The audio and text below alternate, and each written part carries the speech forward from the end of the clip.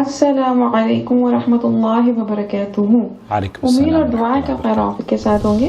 अल्लाह सुब्हानहू व तआला अपने ज़मान में रखे, खुशियों सेहत के साथ रखे, चलता फिरता रखे, और बीमारियों से महफूज रखे, और वबाओं से बचाए, और रिज़्क़ हलाल की फरावानी नसीब फरमाए, आमीन या रब्बुल आलमीन।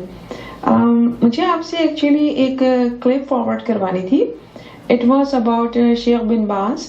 अल्लाह सुब्हानहू व तआला उनकी खबर को बहुत मुबारक करे और उसको पुरनूर करे और उनको जन्नत फिरदौस आला नसीब फरमाए, और उनसे हम सब से राज़ी आमीन फुम्मा आमीन। इट वाज अबाउट हिम, और उसमें आपने उनके चाइल्डहुड के हवाले से डिटेल दी थी। उसमें शायद किसी पाकिस्तानी का भी जिक्र था।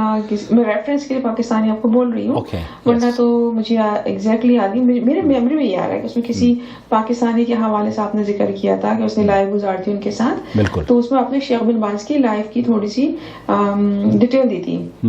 वो हाइलाइट्स अगर आप मुझे फॉरवर्ड कर दें जिसमें उनकी लाइफ की डिटेल आप दे रहे हैं, या वो पूरी क्लिप भी कर दें, तो दैट्स ब्यूटीफुल टू, तो बड़ी मेहरबानी होगी। चलिए, अगर आपको आसानी से काम हो सके तो प्लीज कर दीजिएगा। जज़ाकल्लाहु खैर कसीरा। अपना ख्याल कीजिएगा, खुश रहें, अल्लाह सुब्हानहू व तआला आपसे खुश हो और हम सबसे भी आमीन तुम आमीन, और अपने ज़मान में रखिए और हर तरह की आसानी नसीब फरमाएं। अपना ख्याल कीजिएगा और खुश रहें। अस्सलाम वालेकुम। वालेकुम अस्सलाम रहमतुल्लाहि व बरकातुहू। Romana from America. ये दरअसल लाइव जो हमारी इस्लामिक फ्री काउंसलिंग होती है ना, फ्राइडे सैटरडे संडे मक्का मुकर्रमा के वक्त के मुताबिक 5 बजे, उसमें ये कुछ तफासील दौरान गुफ्तगू मैंने शेख इब्न बाज रहमतुल्लाह अलैह के बारे में पेश की थी, और फिर मैं भूल भी गया था। तो हमारे एक दोस्त हैं इरशाद सेठ साहब, उन्होंने कॉल करके मुझे याद दिलाई कि शेख इब्न बाज के बारे में आप वो वाक़या ज़रूर शेयर करें जिस ड्राइवर का या जिस चोर का तज़किरा आपने किया था। आज रोमाना उसी क्लिप को तलाश कर रही हैं, वो मैं तलाश करके आपकी खिदमत में पेश करूँगा। लेकिन ये वाक़या चूँकि मैं चाहता हूँ कि वो जब तक कि न मिले लाइव सेशन, तो आप तक ये वाक़या ज़रूर पहुँच जाए जिसको मुख्तलिफ रुवात ने ज़िक्र किया है।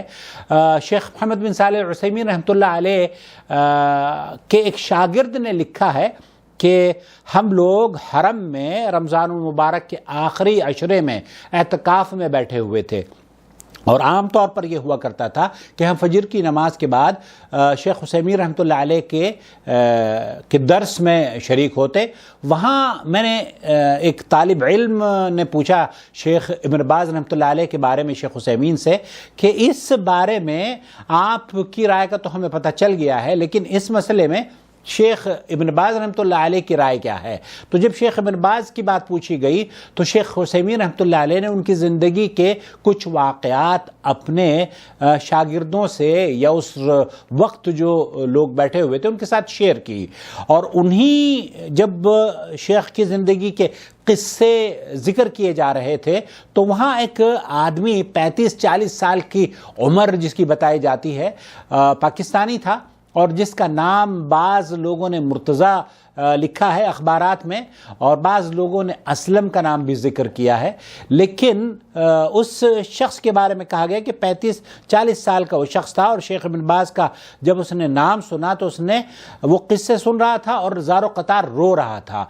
हमने पूछा कि जी वो गरीब आदमी है, शेख इब्न बाज का तज़किरा हो रहा है और ये रोना शुरू कर दिया। तो शेख इब्न बाज के बारे में जब हमने उनसे पूछा कि माजरा क्या है, तो उसने बताया कि मैं ताइफ में एक कंपनी है, कंस्ट्रक्शन कंपनी, ये टाइल्स वगैरह उनके यहाँ होते हैं, तो उस कंपनी में मैं बतौर हारिस या चौकीदार के तौर पर काम किया करता था। पाकिस्तान में मेरी माँ किडनी का उसका ऑपरेशन होना था या ट्रांसप्लांट होना था, तो उसने किडनी के इलाज के लिए मुझे तकरीबन 9,000 रियाल की ज़रूरत थी, और मैंने अपनी कंपनी से उधार की दरख्वास्त की तो वो कंपनी ने उसको रिजेक्ट कर दिया। अब मेरे पास मेरी माँ का जान बचाने के लिए माँ की सिर्फ यही ऑप्शन था कि हमारी कंपनी के कुर्ब जवार में जितने भी विल्ले थे या अमीर लोग बसते थे उनके घरों में रात को मैं दाखिल हूँ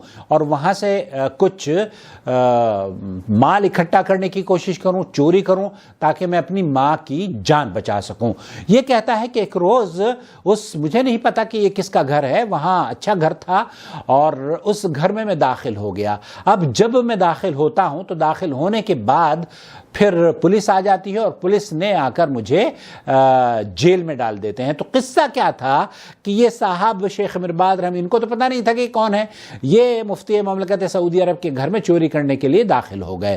اور شیخ مرباز رحمۃ اللہ علیہ جب رات کو سویا کرتے تھے تو عام طور پر اپنی پاس ان کے ایک جرس جس کو بولتے ہیں بیل وہ رکھا کرتے تھے۔ جب ایسا کوئی حادثہ ہو یا فرض نماز کے لیے یا کسی کام کے لیے اپنے بچوں کو اپنے خادموں کو بلانا ہو تو اس بیل کو دبا دیا کرتے تھے۔ اس بیل کو شیخ نے دبا دیا، یہ غیر معمولی بات تھی۔ تو شیخ کی بیل کو سننے کے بعد جو چوکیدار تھے وہ بھی ایکٹیو ہو گئے اور تمام اہل خانہ بھی جاگ گئے اور جا کر دیکھا تو وہ ایک چور ولا کے اندر یا گھر کے اندر شیخ کے گھسنے کی کوشش کر رہا ہے، جس کو پکڑ لیا گیا۔ انہوں نے اس کو پولیس میں بھیج دیا۔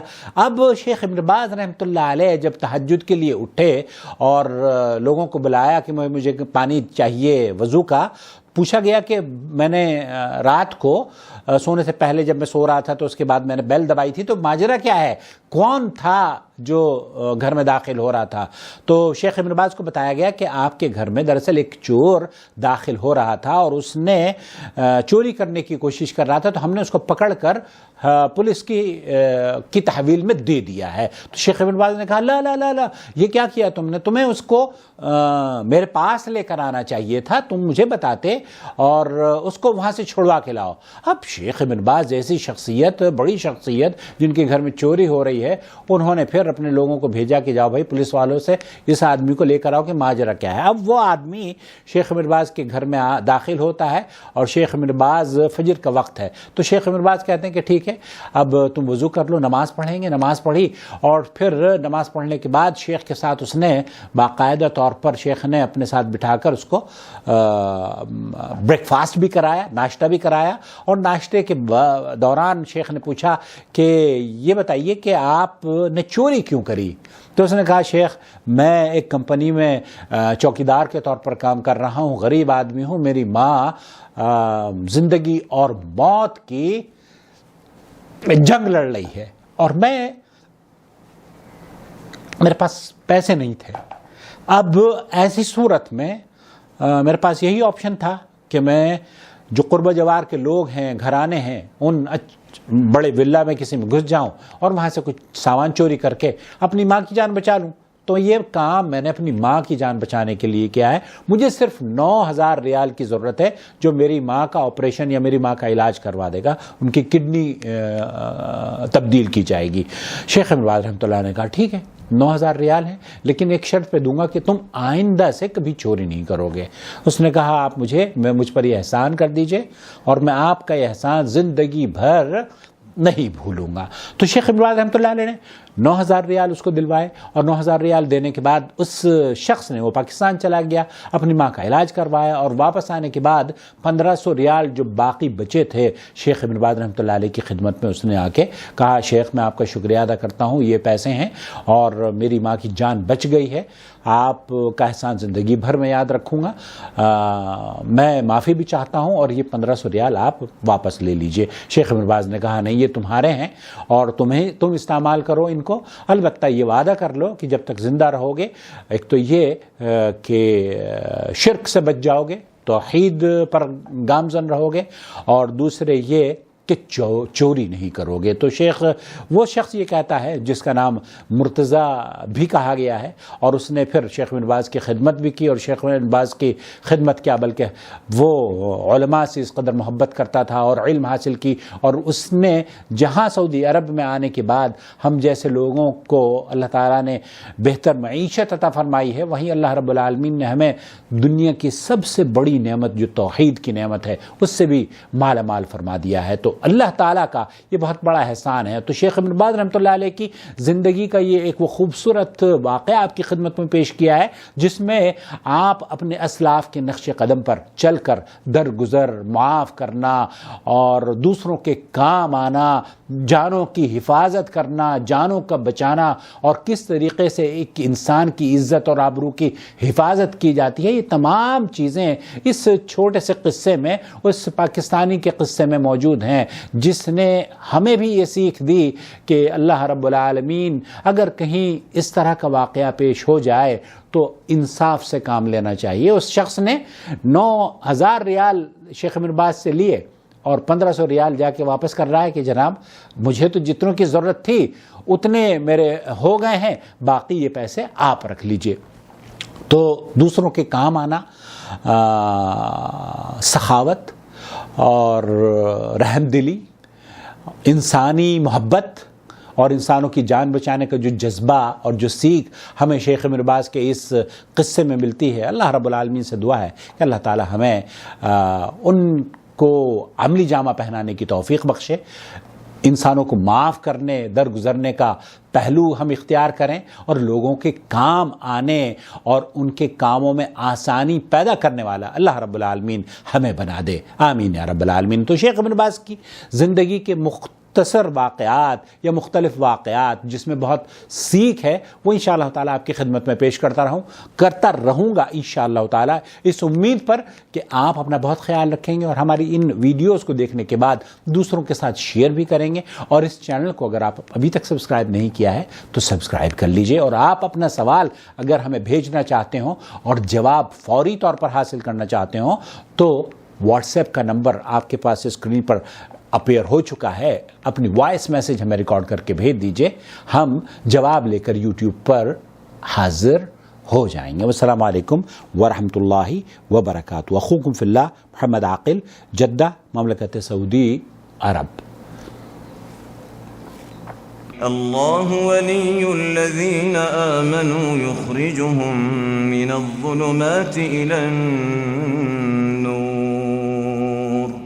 والذین كفروا أولیاؤهم الطاغوت یخرجونهم من النور إلى الظلمات أولئك أصحاب النار هم فيها خالدون.